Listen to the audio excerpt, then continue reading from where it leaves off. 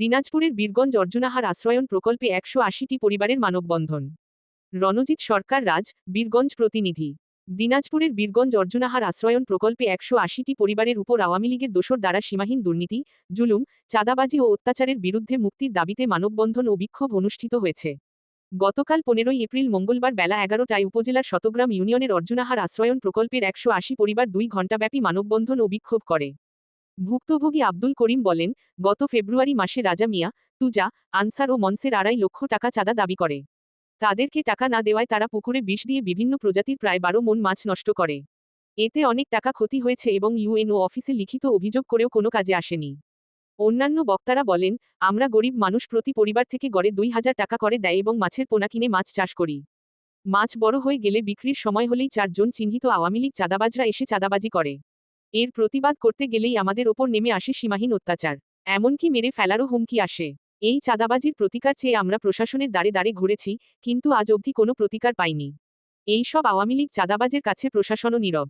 সব অন্যায় অত্যাচার ও চাঁদাবাজদের বিরুদ্ধে আমাদের এই মানববন্ধন। আরও বলেন, এই মানববন্ধনের কারণে আমাদের এই আশ্রম প্রকল্পের মানুষের ওপর কি নির্মম নির্যাতন নেমে আসতে পারে, তা আমাদের জানা নেই। আমাদের জীবনও চলে যেতে পারে।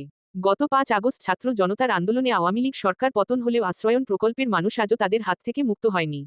তাই আমরা প্রশাসনের কাছে লিখিত অভিযোগ করেও কোনো সুরাহা পাইনি। এ সময় আরও বক্তব্য রাখেন অভিযুক্ত রাজার মা রাবেয়া বেওয়া ও ভাই আব্দুল আজিজ, নরেশ চন্দ্র, রহিমা সহ আরও অনেকে। এ ব্যাপারে বীরগঞ্জ উপজেলা নির্বাহী অফিসার তানভীর আহমেদকে মুঠোফোনে একাধিকবার ফোন করলেও রিসিভ করেনি।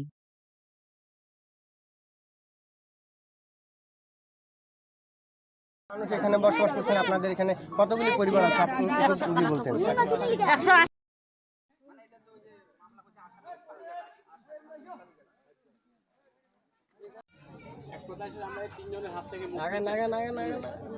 একটু নিয়ে নেই। এটা ওই যে জামাত মামলা করছিল ওই দোষক, ঠিক আছে? ওরা এখনো পর্যন্ত এই যে পকেটে ছিল এখন বাইর করে দিছি। ক্যামেরাম্যান সম্পূর্ণ কপি আপনাকে দেব। আচ্ছা ভাই, আচ্ছা ঠিক আছে।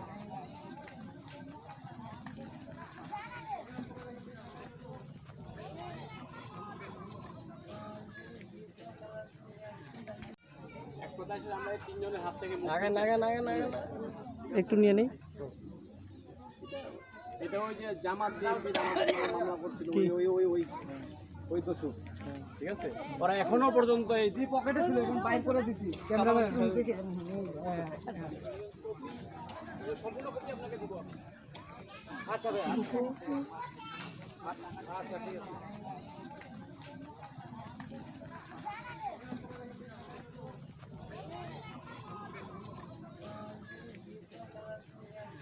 আমাদের ক্ষয়ক্ষতি করেছে ভেগার। আর আমরা প্রত্যেক বছরেই অন্তত সুন্দর মাছ আবাদ করি বা সকলেই সদস্য আমরা বাটোরা করে নেই, কিন্তু ওদের হয়রানি মিথ্যা মামলায় শুধু আমাকে হয়রানি করাচ্ছে। কাজে আমরা এই আইনজীবীর কাছে আমার এইটাই নিবেদন, যেন আমরা ওই লোক ৩-৪ জন্য আমরা খুব গোটা আচরণে তার বিচার চাই। তারা কে কে এখানে দাবি করছে আপনাদের? এই যে রাজা, আনসার, এই যে এরা যে অত্যাচার করেছে, এই 3টা লোকের ব্যবস্থা আমরা চাই। হ্যাঁ, নির্বাহী অফিসার, এসিলেন্ট অফিস, হ্যাঁ আমরা অনেকবার ঘুরছি। হ্যাঁ, প্রশাসন কোনো ব্যবস্থা নেয়নি। হ্যাঁ, রাজা আনসার তুজার কথা শুনে প্রশাসন ওদের পিছনে কারা আছে, আওয়ামী লীগের দোসরের পিছনে কারা আছে, আমরা মুক্তি চাই ওদের কাছ থেকে। রাজা তুজা আনসারের কাছ থেকে আমরা মুক্তি চাই। চাঁদাবাজের কাছ থেকে আমরা মুক্তি চাই।